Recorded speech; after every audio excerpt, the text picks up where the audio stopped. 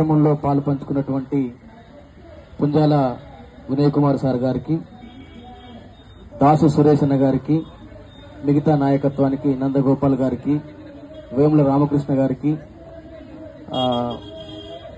వంశీ అన్న గారికి, మిగతా నాయకత్వం అందరికి కూడా హృదయపూర్వక గుజ్జ కృష్ణన్న గారికి ధన్యవాదాలు తెలియజేస్తూ, సార్ చెప్పినట్టు బీసీల యొక్క పోరాటం కోసం రాష్ట్ర రాజధానిలో ఎన్నో కార్యక్రమాలను, ఎన్నో ఉద్యమాలను నిర్వహిస్తా ఉన్నాం.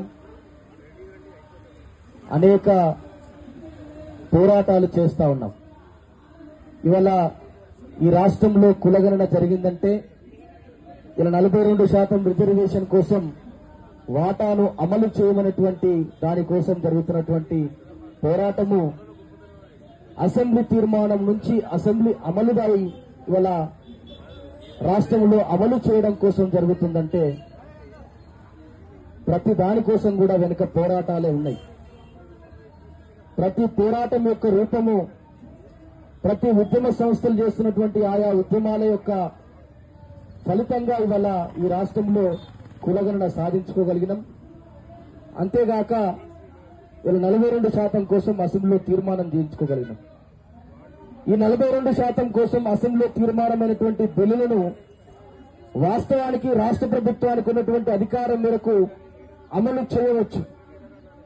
అమలు చేయడానికి అధికారం ఉన్నా కూడా ఇవాళ కాంగ్రెస్ పార్టీ ప్రభుత్వము, రేవంత్ రెడ్డి గారి యొక్క ప్రభుత్వము, వారి నాయకత్వంలో ఉన్నటువంటి మంత్రివర్గము దాన్ని తప్పుదో పట్టించేటువంటి ప్రయత్నాలు చేస్తా ఉన్నాయి.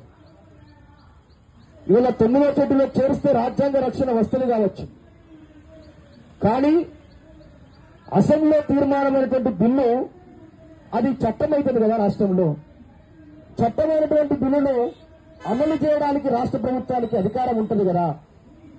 ఎవరైనా కోర్టుకు పోతే తర్వాత గాని మొదలైతే చిత్తశుద్ధితో చేయాల్సినటువంటి బాధ్యత రాష్ట్ర ప్రభుత్వం మీద ఉంటుంది కదా. ఆ చేయడానికి కోసం కూడా ఇవాళ కులగణన జరపాలని మళ్ళీ పోరాటం మొదలుపెట్టాలి. మనం పోరాటం చేయాలి. డెడికేటెడ్ కమిషన్ ఇవ్వని పోరాటం చేయాలి. కులగణన సవ్యంగా చేయమని పోరాటం చేయాలి. కులగణనకు 2వ షెడ్యూల్ ఇవ్వని పోరాటం చేయాలి. అసెంబ్లీలో తీర్మానాలు చేయమని పోరాటం చేయాలి.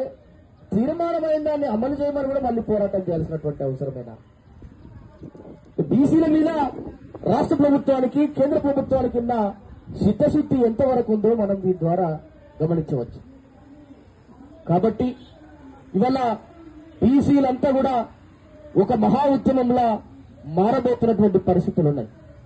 ఇలా పోరాటం చేస్తాం, ప్రతిదాన్ని కూడా గుంజుకోవడానికే మీరు చూస్తా ఉన్నారు. మేము గుంజుకుంటాం ఖచ్చితంగా కూడా. ఇది జాతీయ స్థాయిలో కులగణన కావాలని కూడా పోరాటాలు చేసినాం.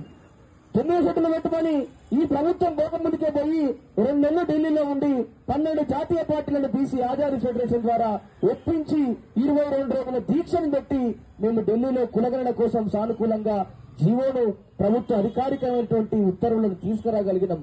అంత మాత్రమే కాక 12 జాతీయ పార్టీలను 9వ షెడ్యూల్ అంశం కోసం కూడా ఒప్పించినాం. ఇవాళ బీసీ ఆజాదీ ఫెడరేషన్ ఆధ్వర్యంలో ప్రతి పల్లెటువంటి బీసీలను ఏకం చేయడానికి మే 5వ తేదీ నుంచి ఇప్పటి వరకు కూడా సుదీర్ఘకాలంగా వాంకిడి కొండ లక్ష్మణ్ బాపూజీ గారి జన్మస్థలమైనటువంటి వాంకిడిలో మొదలుపెట్టినటువంటి బీసీ మేలుకొలుపు రథయాత్ర ఇప్పటికి 12 జిల్లాలు తిరుగుతూ మేము ప్రతి గ్రామంలో కూడా బీసీలను ఏకం చేసేటువంటి ప్రయత్నం చేస్తా ఉన్నాం. ప్రతి చోట కూడా ఎంతో గొప్పనటువంటి ఆదరణ, పెద్ద సంఖ్యలో బీసీలు హాజరై చేస్తా ఉన్నారు. మేము ఈ సందర్భంగా కేంద్ర రాష్ట్ర ప్రభుత్వాలను రెండింటిని డిమాండ్ చేస్తా ఉన్నా. అమలు చేయడానికి చిత్తశుద్ధి ఉంటే రాష్ట్ర ప్రభుత్వం అమలు చేయవచ్చు. దాన్ని రాజ్యాంగ రక్షణ కావాలంటే తమిళనాడు తరహాలో 9వ షెడ్యూల్ పెంచడానికి కూడా సాకులను చూపకుండా బీజేపీ, కేంద్ర ప్రభుత్వము తప్పకుండా 9వ షెడ్యూల్ పెట్టాల్సినటువంటి బాధ్యత వారి మీద ఉంటుంది. ఇలా 8 మంది ఎంపీలను ఈ రాష్ట్రం నుంచి గెలిపించి పంపించడం, 8 మంది ఎంపీలు, బీజేపీ ఎంపీలు ఎవరు కూడా ముక్కు మీద వేసుకొని మౌనంగా కూర్చుంటారు తప్ప ఏ ఒక్కరు కూడా దీని మీద మాట్లాడేటువంటి ప్రయత్నం చేస్తలేరు. పైపెచ్చి దీన్ని తప్పుదో పట్టించే ప్రయత్నం చేస్తా ఉన్నారు. 42% రిజర్వేషన్ అమలైతే ముస్లింలకు ఏదో అధికంగా వస్తుంది కాబట్టి మేము చేయమని వాళ్ళు ఒక దొంగతిరుడేటువంటి ఆలోచనను తప్పుదో పట్టించేటువంటి ప్రయత్నాలు చేస్తా ఉన్నారు. మనమంతా కూడా ఇవాళ ఇక్కడ తయారైనటువంటి మహాదీక్షలు అన్న ఎర్రసత్యం అన్న గుజకృష్ణ అన్న దాస్ సురేష్ అన్న మీకు రిక్వెస్ట్ చేస్తా ఉన్నా.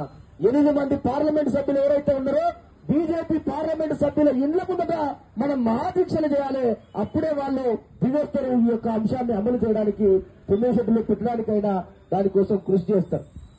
ఒకవేళ రాష్ట్ర ప్రభుత్వానికి సరైనటువంటి బలము లేకపోతే, దానికి అధికారం లేకపోతే అన్న పుంజోల విజయ్ కుమార్ సార్ గారు మీకు రిక్వెస్ట్ చేస్తా ఉన్నాం. బీసీల అందరం కలిసి జూలై లాస్ట్ వీక్ నుంచి ఆగస్టులో పార్లమెంట్ ఉన్నది. ఒక నెల రోజులు ఆగితే పార్లమెంట్ స్టార్ట్ అవుతుంది.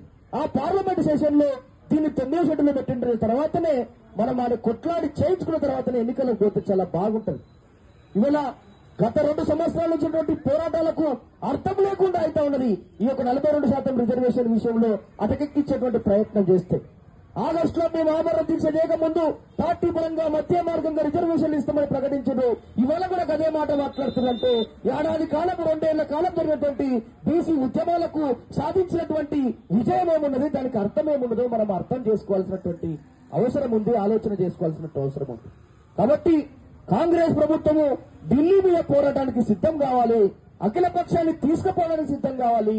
9 షెడ్యూల్లో పెట్టేదాకా కూడా పోరాటం చేయడానికి అవసరమైతే ఈ పోరాటానికి రేవంత్ రెడ్డి గారు నాయకత్వం వహించాలి. ఢిల్లీలో కూర్చుందాం. ఎంతో ఇప్పుడు 4 రోజుల్లోనే పార్లమెంట్ ఉంది, అందులో తాడో తేడో తెలుసుకుందాం. ఒకవేళ సిద్ధంగా లేకపోతే బీజేపీ ఎంపీల ఇండ్లన్నీ కూడా ముట్టడిస్తాం. బీజేపీ ఎంపీలుగా వాళ్ళని అడ్డుకుంటాం. తెలంగాణ ఉద్యమంలో విద్యార్థి నాయకులుగా పనిచేసినటువంటి ఆ యొక్క స్ఫూర్తితోటి మళ్లీ ఇలా బీసీల పోరాటాన్ని చేయడానికి అందరం కూడా కంకణబద్ధులమై ముందుకు పోదామని, తప్పకుండా 42% రిజర్వేషన్లు ఇవ్వకపోతే